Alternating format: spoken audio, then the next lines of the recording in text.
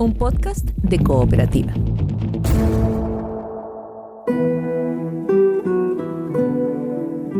Este es un podcast sobre historias que suceden delante y detrás de la pantalla, sobre las personas que hacen películas, las personas que las ven y las personas que las sueñan.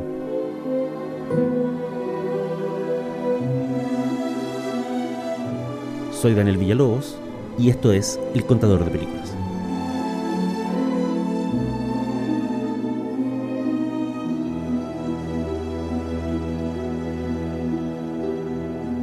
Esto es El Contador de Películas y la historia de hoy se llama Todas las vidas del socio.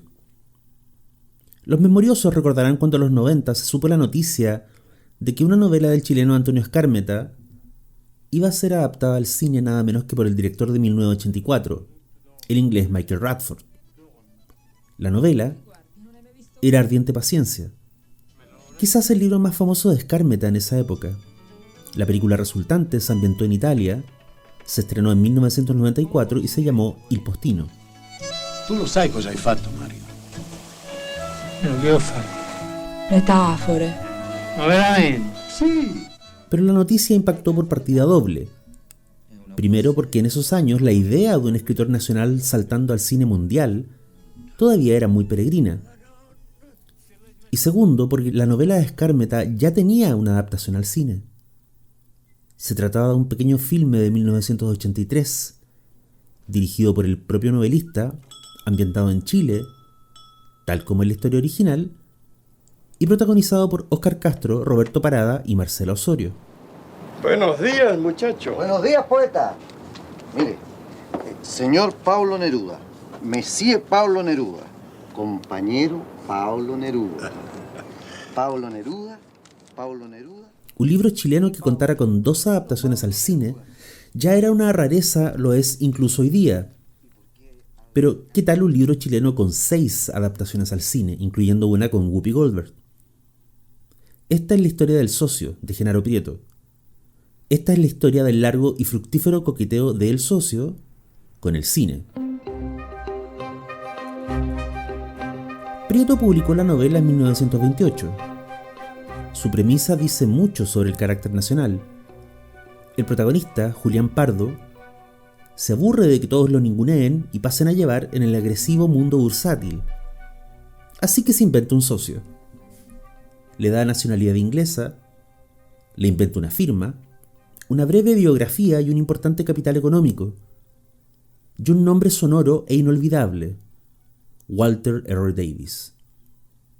Davis se convierte en un comodín para esquivar a los tiburones de la bolsa. Ante cualquiera que intente apretarlo o aprovecharse de su timidez, Julián Pardo responde: disculpe, antes de dar una respuesta a su oferta, debo consultarlo con mi socio. Davis, el socio ficticio, le entrega a Pardo la seguridad y prosperidad que por carácter nunca había podido permitirse, pero al mismo tiempo empieza a invadir su vida. Sus amistades, sus colegas, su propia mujer se obsesionan con Davis más allá de lo esperado. El socio inventado termina siendo más real que el inventor. La vida de Pardo se llena de paranoia, dobles mentiras y complots. Lo que fuera una idea feliz que le trajera prosperidad y alivio, desemboca en tragedia. Ese es el libro, y lo ingeniosa de su idea y la mezcla entre comedia social, drama humano y terror llamó bastante pronto la atención del cine. La primera oferta vino de Inglaterra. Una productora británica compró los derechos y contrató al cineasta francés Claude Auton Lara para que dirigiera una adaptación que se estrenó en 1936, 8 años después de la publicación del libro, y que se llamó El misterioso señor Davis. Pero eso fue solo el principio. Antes que acabara la década, en 1939, apareció otra adaptación del socio, esta vez en Italia. Se llamó El socio invisible y la dirigió Roberto Roberti. La tercera adaptación al cine del libro llegó en 1946, el mismo año del fallecimiento de Genaro Prieto. Esta versión se hizo en España y se estrenó con el nombre de Consultaré a Mr. Brown. En el guión adaptado colaboró nada menos que Camilo José Celá, quien décadas más tarde, en 1989, ganaría el Nobel de Literatura. Pero el negocio del cine poco le importa los laureles de la alta cultura. Con unos meses de diferencia, esta vez en México, se estrenó ese mismo año otra película inspirada en el texto. Se trata de El Socio, dirigida por Roberto Gabaldón. La historia que a continuación vamos a relatar pudo haber ocurrido en Buenos Aires, Santiago de Chile, Río de Janeiro o en la Ciudad de México. He aquí a nuestro principal protagonista. Se llama Julián Pardo y se gana modestamente la vida como corredor en propiedades. Ese director, Gabaldón, 14 años más tarde, estrenaría Macario, una de las películas mexicanas más importantes del siglo XX. Pero el verdadero detalle a mencionar en la adaptación mexicana del Socio fue que el guión estuvo en manos de Tito Davidson, un actor y escritor nacido en Chillán en 1912, y cuya zigzagueante carrera lo llevó desde los estudios de Hollywood hasta Buenos Aires y luego al DF.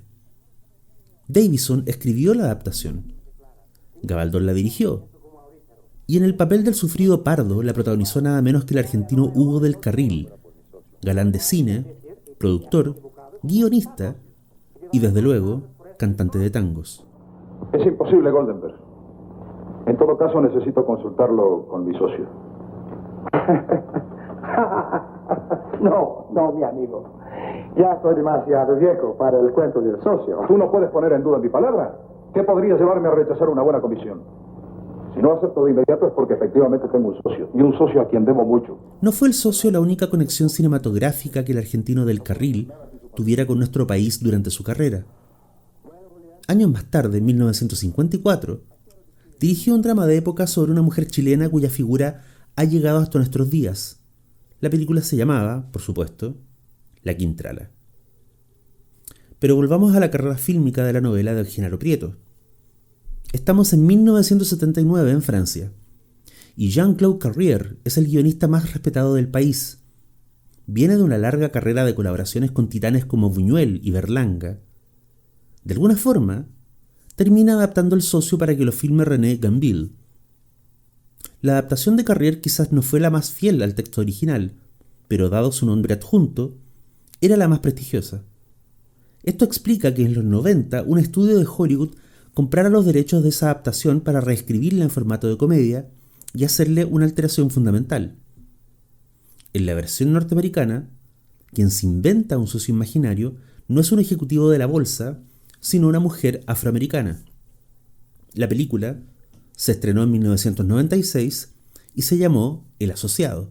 In case you haven't noticed, the women's movement, it didn't quite make it down to Wall Street. This is a man's world. Next time you're at a really important business meeting, try showing some cleavage. What? See what a difference a chest makes. I train you and you take my promotion? Right. La protagonista fue Whoopi Goldberg.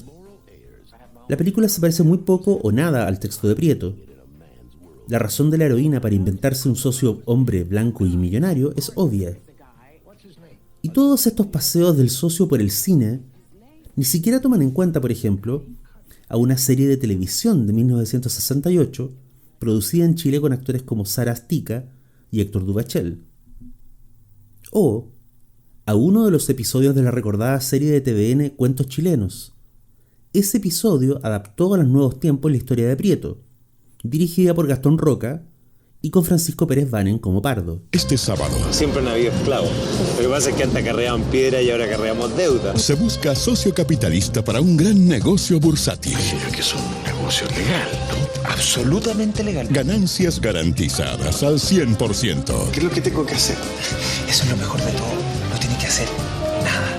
El socio. Porque por debajo de toda esta modernidad, revueltas y cambios sísmicos, la verdad es que Chile no ha cambiado tanto. Hay cosas que se mantienen, y algunas de ellas son nuestras pesadillas.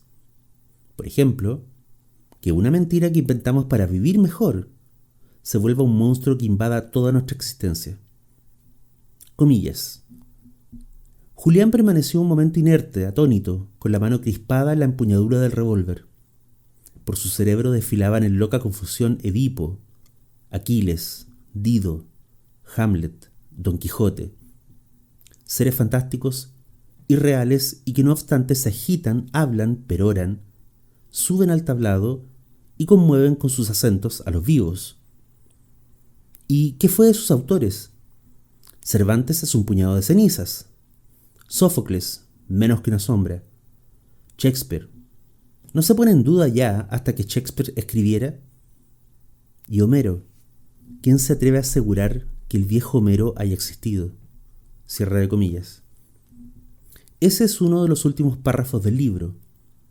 El oficinista mediocre, el poeta frustrado, comprende con horror que el inventor de la criatura imaginaria vive una existencia muchísimo más breve y triste que la de la criatura.